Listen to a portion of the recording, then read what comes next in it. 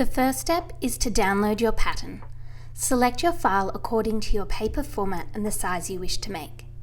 Print your pattern at 100% scale. There is a scale test included on the first page of your pattern to ensure you have printed correctly. Trim around the thin black border and use clear sticky tape to piece the pages together. There is a layout included in the instruction guide to help you lay out all the pages correctly. Trim around each individual pattern piece and lay the pattern onto the fabric. You can follow the cutting layout included in the instructions to make the most economical use of your fabric. Cut according to the individual instructions marked on each of the pieces. Pin the pieces front one together with the right sides touching one another. Pin along the centre front straight edge. Stitch together using a 1 cm or 3/8 of an inch seam allowance. Pin the front 2 piece to the front 1 piece, matching the notches together.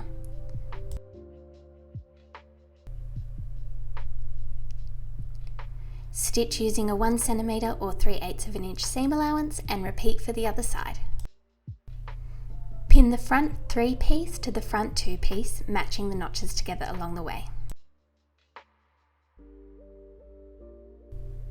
Stitch using a 1 cm or 3/8 of an inch seam allowance and repeat for the other side. Pin the front 4 piece to the front 3 piece, matching the notches together.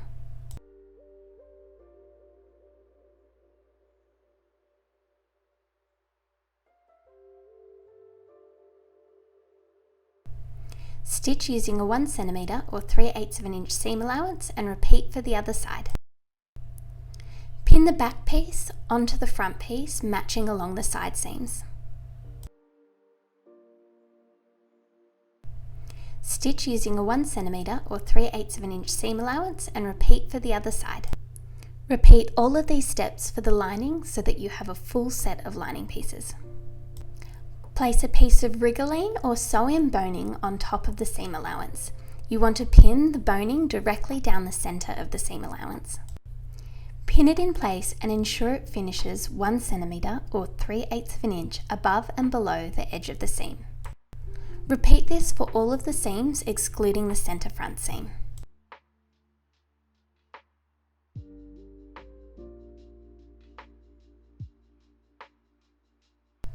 Use the sewing machine to stitch the boning directly on top of the seam allowance. You want to aim for right down the centre of the seam.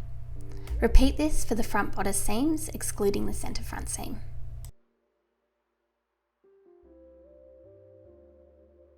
This is what it should look like from both sides when all your boning is stitched in place on the lining.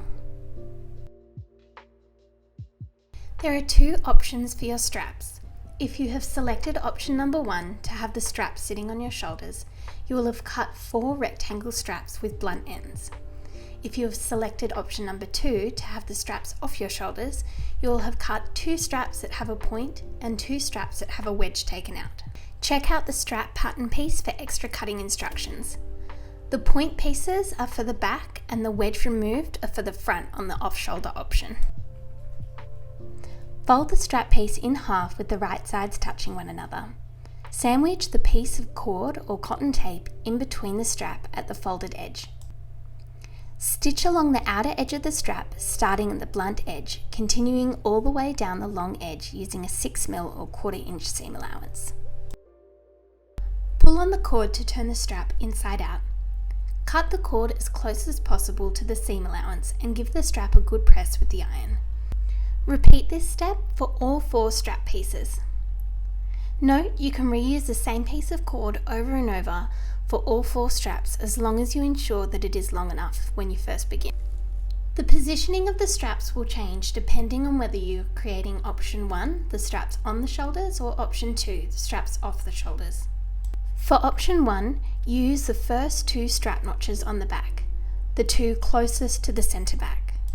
For option 2, the straps will be on a slant as pictured, and you'll use the notch closest to centre back and the notch closest to the side seam. Pin the straps in place and machine stitch to hold them in place. For the front straps, for option 1, pin the straps to the top edge of the front 3 piece and machine stitch in place. You will see for option 1 the straps crisscross at the front when pinned at the right angle. For option 2, pin the angled edge along the front 3 piece.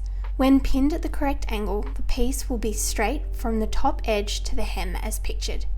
Use a sewing machine to stitch the straps in place. Here you can see I'm using option number 2, the off-shoulder version, to stitch my straps in place.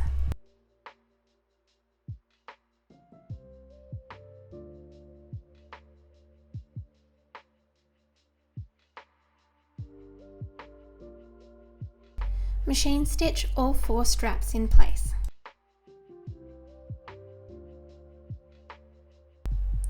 Place the lining piece on top of the main piece with the right sides touching one another. Pin along the top edge and stitch together using a 6mm or 1/4 inch seam allowance.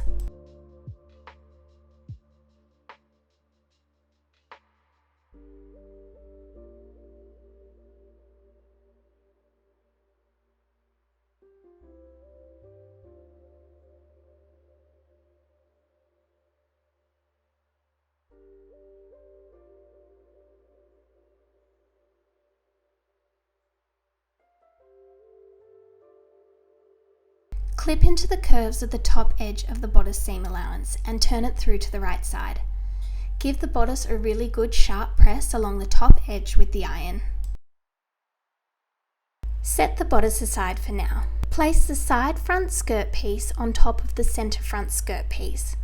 Match the notches along the seam.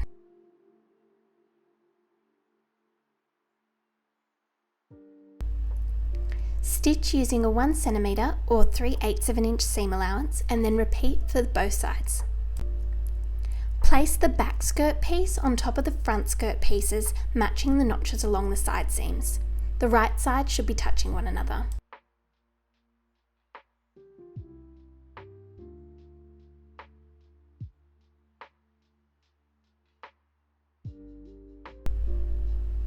Stitch together using a 1cm or 3/8 of an inch seam allowance and then repeat for the other side. You can now overlock all of the skirt seam pieces you've just sewn. Using the longest stitch length on the sewing machine, stitch along the top waist edge of the skirt piece. Don't back tack at either end and leave a long chain of thread at each side so we can pull these threads together. Pull the threads to gather the waist edge. It must be small enough to fit onto the waist edge of the bodice. Ensure the gathers are evenly distributed and the seams match up along the way.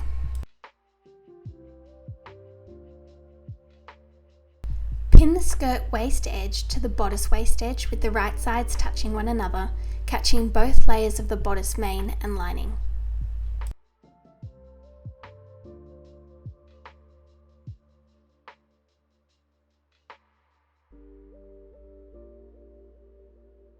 Stitch the waist edge together using a 1cm or 3/8 of an inch seam allowance.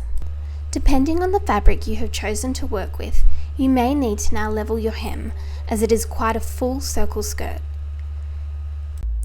As you can see, I'm working with a very stable mid-weight cotton. However, if you are working with a loose weave rayon, silk or viscose, you may need to level your hem. Once the skirt has been stitched into the waist, it may drop and hang unevenly.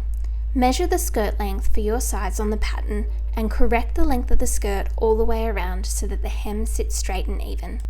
I'll leave a link below to another video where you can see more in depth the process of leveling a hem.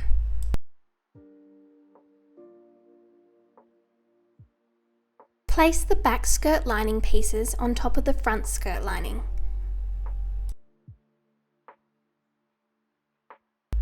The right sides should be touching one another and the notches matching along the way. Stitch together using a 1cm or 3/8 of an inch seam allowance. Repeat for the other side. Overlock the skirt lining seams. Next, overlock all the way around the hem edge of the lining. Use the iron to press the overlocking under by 6mm or a 1/4 of an inch. Top stitch the hem 5mm from the edge all the way around to secure the lining hem in place. Match the skirt lining to the waist seam. The right side of the skirt lining should be against the right side of the bodice lining. Stitch the skirt into the waist seam using a 1 cm or 3/8 of an inch seam allowance. Once you turn the skirt lining down, there will be a nice neat finish on the inside of the garment. The waist seam should now be completely internal. Press the waist seam well with the iron.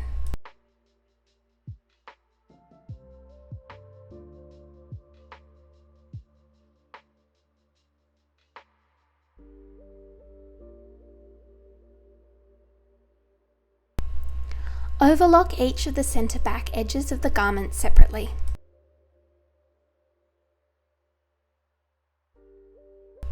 It's time to insert the zipper. Open out your invisible zipper and pin each side of the zipper tape to the centre back edge.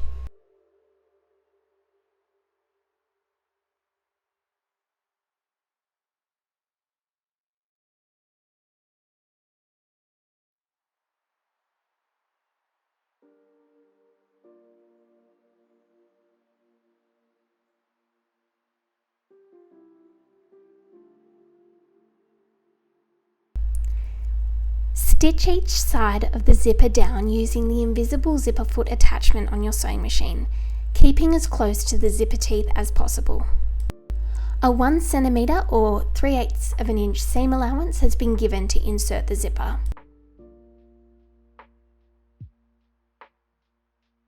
Once both sides of the zipper are stitched in place, it's time to stitch the base of the zipper closed. Pin below the base of the zipper where the stitching finishes to the hem. The right sides of the garment should be touching one another. Stitch using a 1 cm or 3/8 of an inch seam allowance. Just as we did before for the hem of the lining, we'll now overlock the main hem. Use the iron to press the hem under by 6 mm or 1/2 inch. Top stitch the hem 5 mm from the folded edge to secure it all the way around. Finally, turn down the top edge of the zipper tape and tuck it underneath the centre back seam allowance.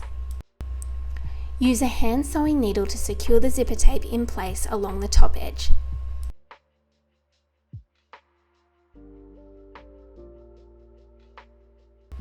This is what it looks like from both sides when it's finished. All done!